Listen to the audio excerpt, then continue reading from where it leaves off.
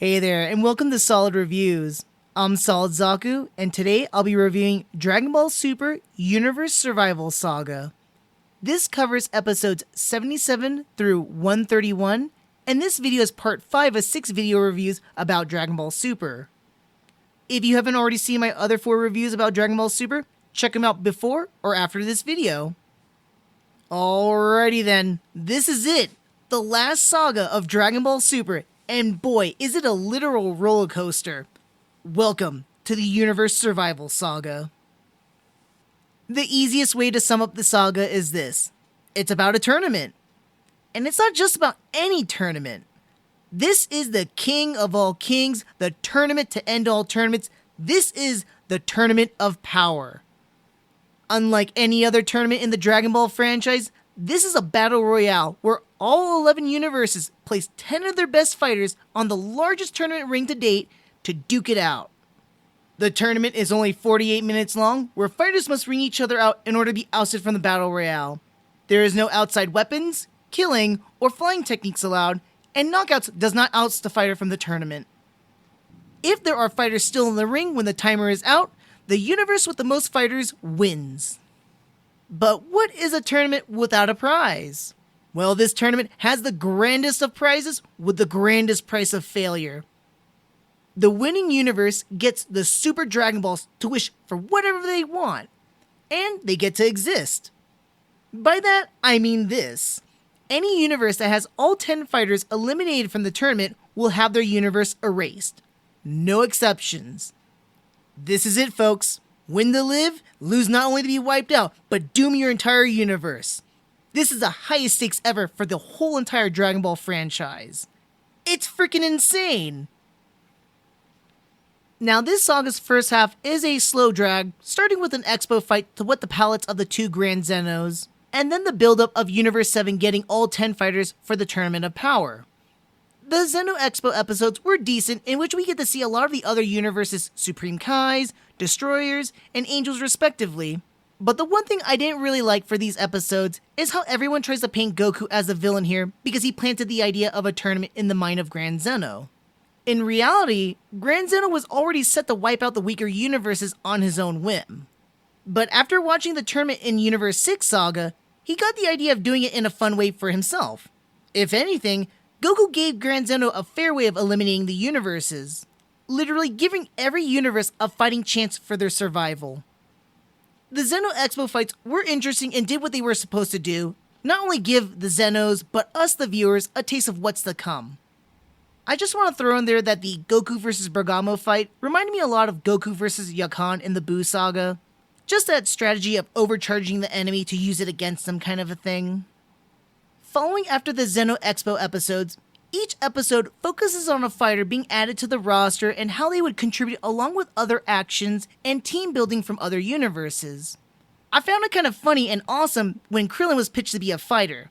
I'm never one to knock on Krillin, and as I mentioned in the last episode, he's one of my favorite underdogs in Dragon Ball Z, especially during the Frieza saga.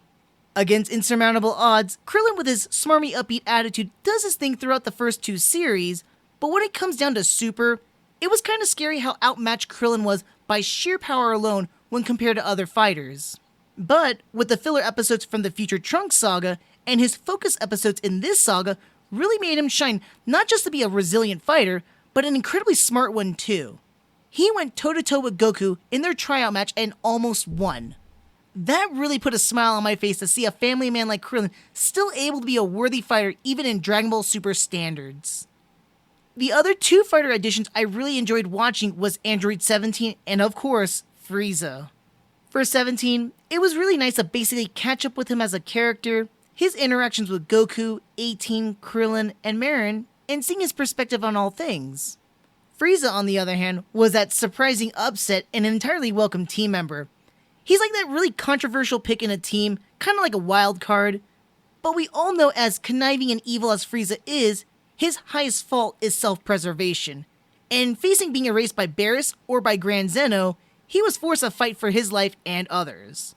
Although Frieza stayed out most of the fights like a true villain waiting to strike from the shadows, it was fun to watch him when he actually does participate. I also love the dialogue and the literal jabs he has at Goku and Goku right back at him too. Now that first part of the saga was a nice slow ramp up akin to a roller coaster. The second half, however, goes full throttle at neck-breaking speeds, dropping you down with loops and twists of non-stop, unrelenting fight after fight. If all the other sagas have you clamoring for more fights, Universe Survival Saga does not stop feeding you fights. Even when you cry that you're done and you want this over, this saga does not relent. It crams more fights down your throat and then some. And while I do whine a bit about how the first part was slow, I whine just as much about the second part as it is so long and non-stop with the fights. But I get it. Let me put it to you this way. As the episodes go on and on with fight after fight, there's this fatigue and exhaustion that comes with it. It's almost like you're feeling this visual exhaustion and pushing yourself to continue as our fighters are exhausted themselves and pushing themselves to newer and higher heights to not only improve themselves, but survive as well. This parallels with that stretch of time Dragon Ball Z was infamous for. Just like a dying Namek took episodes to blow up, the stretch of time for the 48 minutes of the fight felt like forever. But think of it as this. As these fighters are literally fighting for their lives, a single minute can feel like an eternity. As odd as it sounds, this visual exhaustion and the agonizing crawl of time in such dire moments of each fight really gives the viewer that synced up and shared experience of being in that tournament. It gets a little bit meta right there, if you think about it. Now, I can gush on about the fights themselves, but this is where I'm going to say watching is better than telling.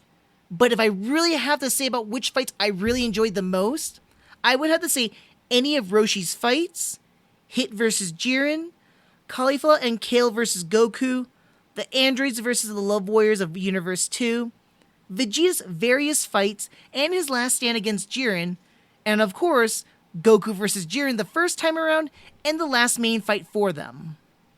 The ending of the series was a bit of an expected one, and I love how it panned out with 17 wishing all universes back and how it was Grand Zeno's intent all along for this to turn out.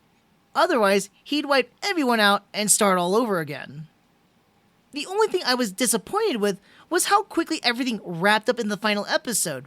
Jiren is quickly beaten by Goku and Frieza, the tournament ends, the wish is granted, and bam, 3 to 4 minute ending. I would have loved to see an epilogue episode to follow this up just so we could have more time with all of our characters recovering and rejoicing after the tournament. I get the ending wasn't trying to set up too much, but I really wanted more, especially from an ending. All in all, Universe Survival Saga and Dragon Ball Super goes out with the biggest bang of them all. While the first part took its time for the time building, the second part of the Tournament of Power goes absolutely insane with the overabundant fights that either sated any viewer's desire for more fights in Dragon Ball Super, or overkilling on it. But in all honesty, this saga is amazing. Dragon Ball Super Universe Survival Saga gets a solid 4 out of 5. Hands down, this is the best saga in the entire Dragon Ball Super series. But tell me, what do you think about my opinion or your thoughts on this saga? Leave a comment down below. If you're new to my channel and want to see more reviews, please like this video, share it, and subscribe to my channel. Thanks for watching this episode of Solid Reviews, and until the next review, see you next time.